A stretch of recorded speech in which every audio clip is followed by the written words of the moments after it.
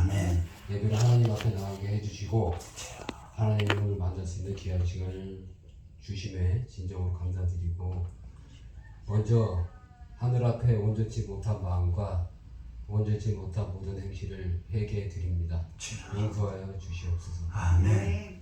모든 예배의 처음부터 끝까지 오직 하나님께서 주관하여 주시고 사탄, 마귀, 귀신을 틈타지 못하도록 지켜 보호해 주시길 기도드립니다. 아멘. 하나님 올해를 되돌아보면 수많은 말씀으로 함께 해주시고 역사해 주신 한 해였습니다.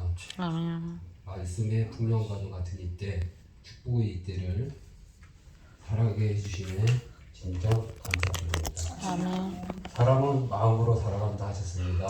주여. 하나님의 마음을 담고 주의 마음을 닮아 그 정신으로 기뻐 행하는 교회가 되길 간절히 기도합니다. 아멘. 말씀을 전하는 목사님 가운데 함께하여 주시고 주여. 듣는 모든 자들로 하여금 함께하여 주셔서 말씀의 힘과 능력과 권세를 받는 은혜가 충만한 시간이 되도록 성령으로 역사해 주시길 진정으로 기도드립니다. 아멘. 우리 모든 성도님들과 또 목사님, 우리 믿는 모든 가족들이 건강하고 행복하게 기도드립니다.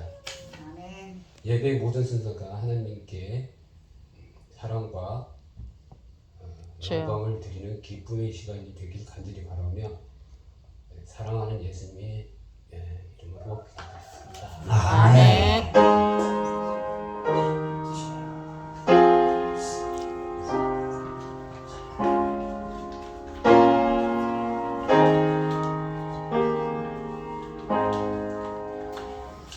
하나님 말씀은 디모데후서 4장 2절입니다. 디모데후서 4장 2절 한 절만 보시겠습니다. 신약성경 346페이지입니다.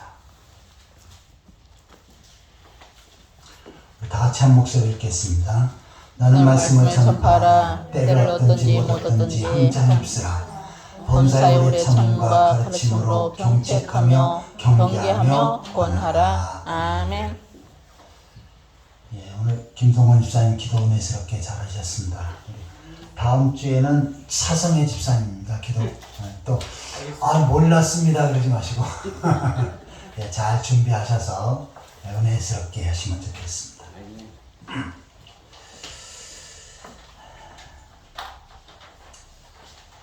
오늘 본문에 너는 말씀을 전파하라. 때를 얻든지 못 얻든지 항상 힘쓰라. 이렇게 말씀을 하는데 여기서 너는 디모데고 명령하는 사람은 사도 바울입니다. 사도 바울이 디모데에게 말씀을 전파하라. 때를 얻든지 못 얻든지 항상 힘쓰라 라고 명령을 합니다. 하지만 이것은 디모데에게 사도 바울이 하는 명령이기도 하지만 하나님께서 디모데에게 하시는 말씀이고 또한 하나님께서 우리 각 사람에게 동일하게 하시는 말씀입니다. 왜냐하면 하나님의 말씀은 살아있는 말씀이기 때문에 그렇죠. 자, 특별히 말씀을 가르치라고 하지 않고 전파라고 했습니다. 이것은 선포한다 라고 하는 의미인데 자, 첫 번째 대지를 같이 읽겠습니다. 말씀을 전파한다는 뜻은 여기서 그 말씀을 전파한다 의미는 우리 한국어보다는 신약이 헬라어로 기록되어 있죠. 헬라에서는 선포, 공포라고 하는 의미가 있습니다. 자, 황제의 대변으로서 황제가 그에게 내긴 복음을 공식적으로 위엄있고 권위있게, 즉 황제의 육성으로 선포하는 전령관의 선포를 의미한다. 그러니까 황제의 말을 말을 대신해서 전령관이 황제의 말을 선포하는데 우리가 하나님의 말씀을 전하고 복음을 전하는 것은 바로 그와 같은 공포의 의미를, 선포의 의미를 가지고 있다는 것입니다. 특별히 선포는 명령을 내린 자의 권위를 가지고 있죠. 이 명령은 사도 바울이 디모데에게 내린 것이기도 하지만 하나님께서 디모데에게 그리고 하나님께서 우리 각 사람에게 내리는 명령이기도 합니다. 그래서 자, 하나님께서 우리에게 하신 말씀을 우리들도 어떻게 해요? 동일하게 가서 하나님의 말씀을 공부하고 선포해야 하는 것입니다. 자, 하나님께서 목회자를 세우시고요. 목회자를 통해서 말씀을 선포하도록 했지요.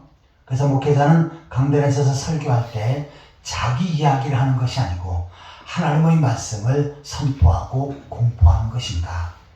또 이 말씀을 받은 성도들 역시도 세상을 나가 다른 사람에게 바로 이 말씀을 선포하고 공포하는 그러한 일들을 해야 하는 것입니다. 우리가 전도는 그 사람을 논리적으로 이렇게 설득해서 뭔가 좀 깨닫게 해서 그리고 그 사람이 뭐가 변화되기 위해서 나의 노력으로 하는 것이 아니고 그냥 하나님의 말씀을 공포하고 선포하고 그 사람이 그 하나님의 그 말씀을 하나님의 말씀으로 받고 복음의 말씀으로 받으면 그 말씀의 능력이 그에게 나타나는 것입니다. 이처럼 말씀을 전파한다 라고 하는 것은 바로 하나님의 말씀을 공포한다, 선포한다 라고 하는 의미인데 우리도 내가 받은 복음의 말씀, 진리의 말씀을 가서 공포하고 선포하는 그러한 성도들이 되시기를 바랍니다. 아멘. 자, 두 번째 대지를 가르치겠습니다. 공포해야 할 말씀은 그러면서 구체적으로 공포해야 될 말씀을 소개하고 있는데요. 마가복음 6장 14절을 봐주시기 바랍니다.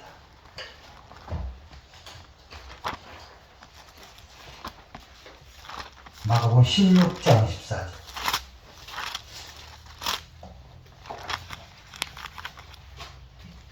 14절 15절. 그 후에 11 제자가 음식 먹을 때에 예수께서 그들에게 나타나사 그들의 믿음 없는 것과 마음이 완악한 것을 꾸짖으시니 이는 그 자기가 살아난 것을 본 자들의 말을 믿지 아니함일러라. 또 이르시되 너희는 온 천하에 다니며 만민에게 복음을 전파하라. 아멘. 예수님께서는 제자들에게 너희는 온 천하에 다니면서 만민에게 복음을 전파하라 라고 말씀합니다. 여기서 온 천하는 전 세계지요. 그리고 만민은 유대인뿐만 아니라 이방인들, 세상의 모든 사람들 가르쳐요. 흑인, 황인종, 또한 백인 다 포함된 것입니다. 이들에게 복음을 전파하라 라고 이렇게 말씀을 하십니다. 자, 이 복음이라는 것이 뭡니까? 바로 예수님께서 십자가에서 구원을 완성하셨지요. 그 완성한 구원을 다른 사람에게 전하는 것, 이것이 바로 복음입니다. 자, 그런데 예수님께서 말씀하신 이 명령은, 이 말씀은 예수님이 우리들이 각자에게 또한 주시는 명령이기도 하지요. 우리들에게도 온 천하에 다니면서 만민에게 복음을 전파하라 예수님께서 명령하시고 또한 부탁하시는 것입니다. 먼저는 어떻게 됩니까? 선포된 말씀은 나의 것을 받아야지요. 그리고 나의 것을 받은 것을 또 나가서 선포해야 되는데 그것은 나 개인의 간증이 아니고 내가 받은 하나님의 말씀을 그대로 전하는 것을 가리킵니다. 자, 말씀을 전할 때 거기에 능력이 나타나고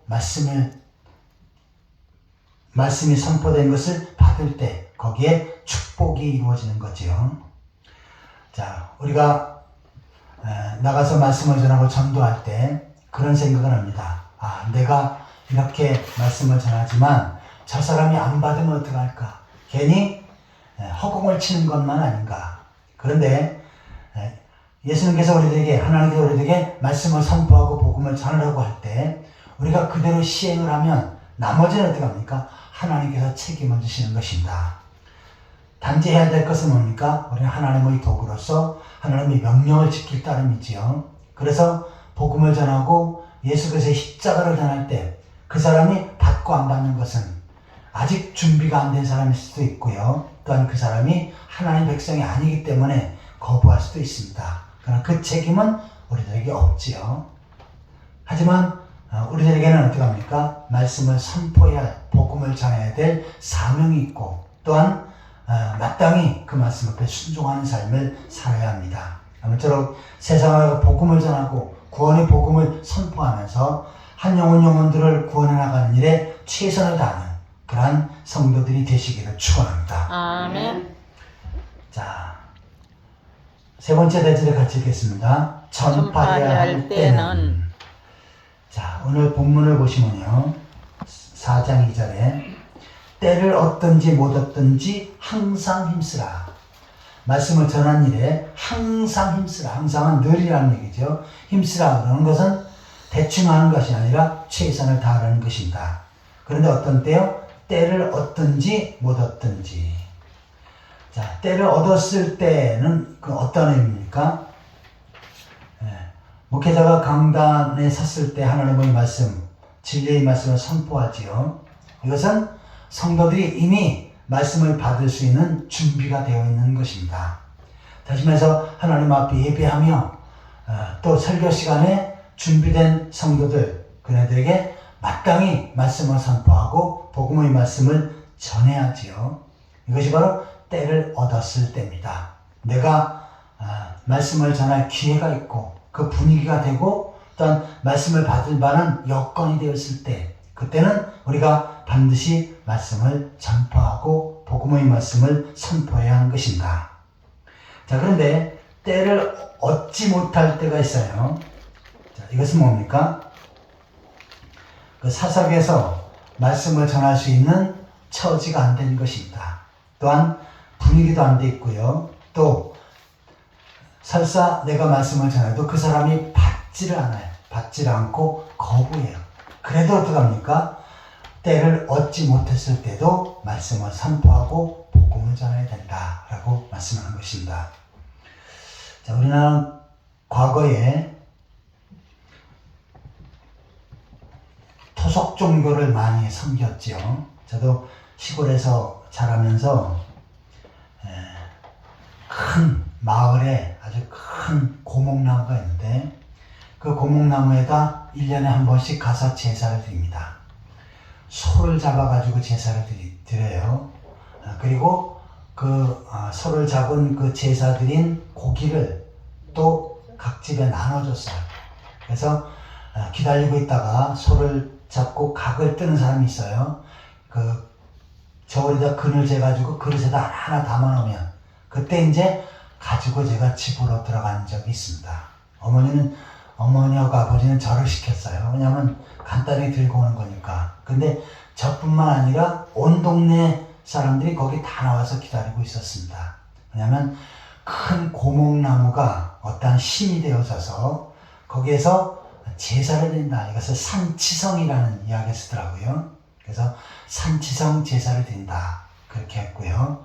그 다음에 떡을 또 했는데 떡은 하얀 떡인데 제가 보면 이렇게 하얀 떡을 이렇게 길고 두껍게 하더라고요. 그것을 해가지고 각 집에 또 하나씩 배당이 돼 있어요. 그러면 집으로 하얗고 그 네모난 떡을 갖고 와서 썰어가지고 먹곤 했습니다.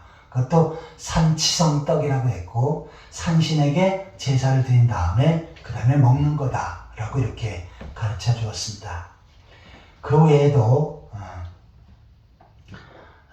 저희 어머니는 수시로 장독대에 가서 물을 떠놓고 여러 번 봤습니다. 물을 떠놓고 장독을 두들기면서 뭐 중얼중얼 대고 그러시더라고요. 그럼 가만히 들어보니까 제일 많이 하는 게 우리 둘째 형이 아프니까 둘째 아들 아프지 않게 해달라고 요 얘기가 제일 제가 많이 들었어요.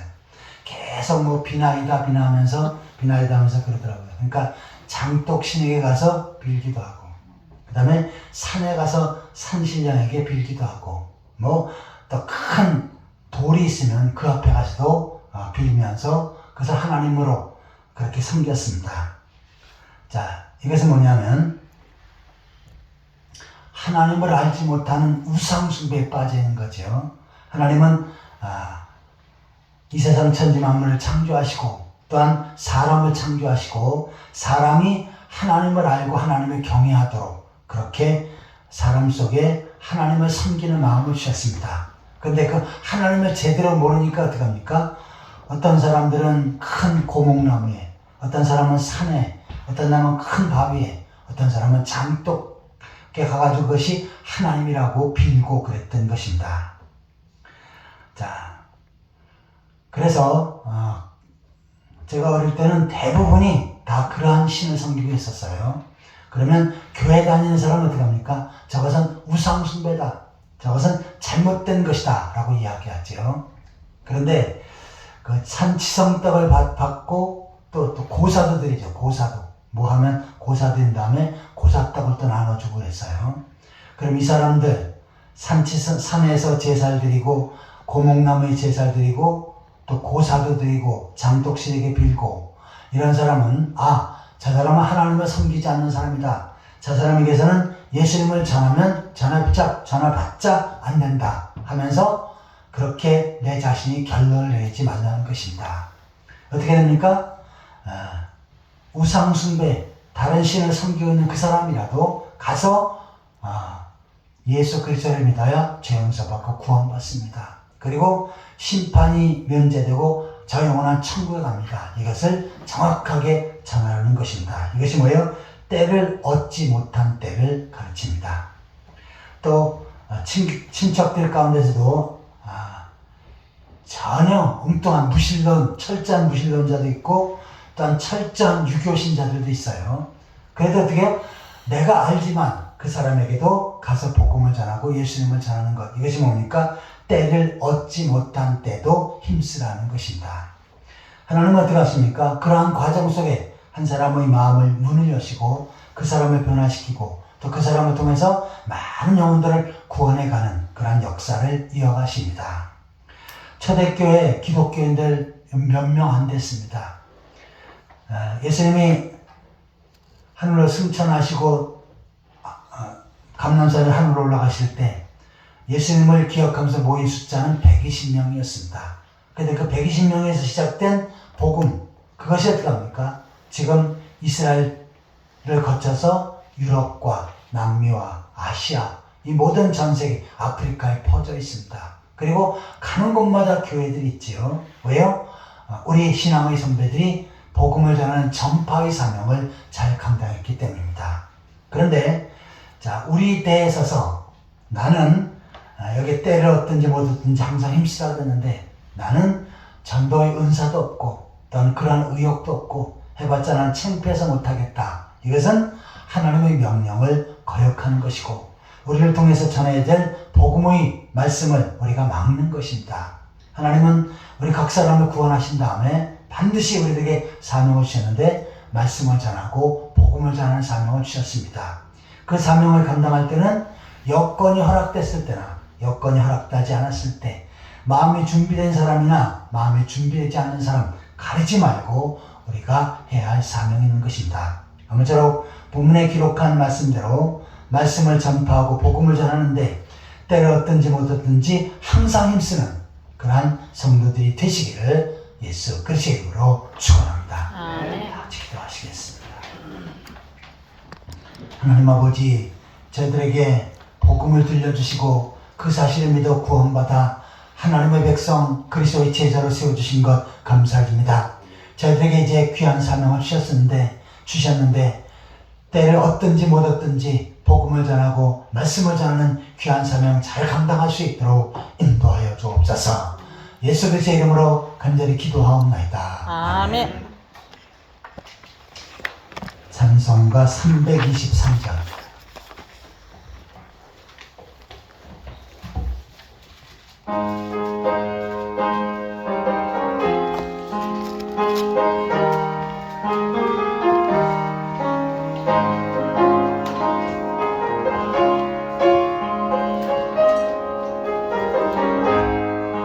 푸른 바다 나선이 몸 어디든지 가오리다.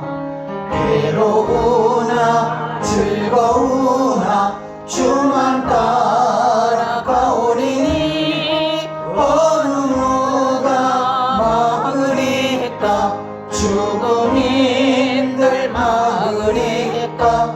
어느 누가 막으리까. 죽음인들 막으리까. 밥을 골짜 빈들에도 복음 들고 가오리다. 소돔과